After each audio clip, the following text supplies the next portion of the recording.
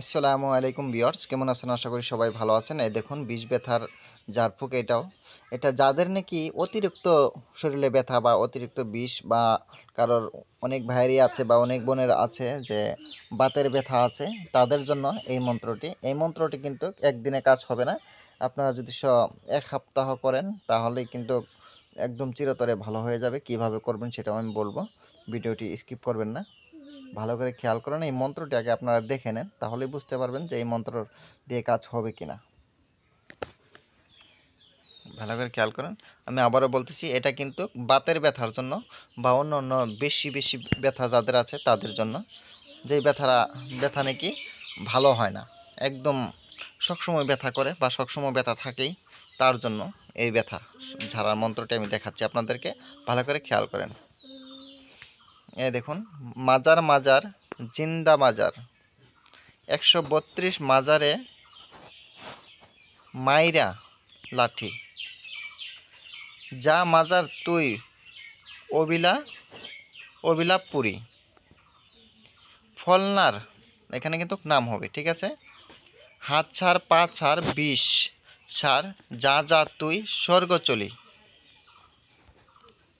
ঠিক আছে।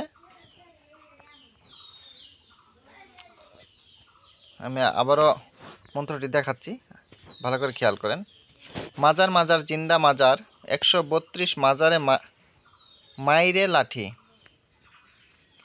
যা মাজার তুই অবিলাপ পুরি, ফলনার হাত ছাড় পা ছাড় বিষ ছাড়, যা যা তুই স্বর্গ চলি।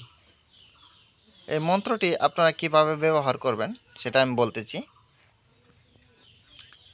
আপনারা সূর্য যখন নাকি উঠবে, লাল হয়ে যখন সূর্য উঠবে, তখন এই মন্ত্রটি এক শ্বাসে একবার পড়বেন আর 3টা করে ফু দিবেন নিজের শরীরে। এইভাবে 9 বার পড়বেন, 3 নং 27 বার শরীরে ফু দিবেন, ঠিক আছে। সূর্য যখন নাকি লাল হয়ে উঠবে সেই সময় সকালে।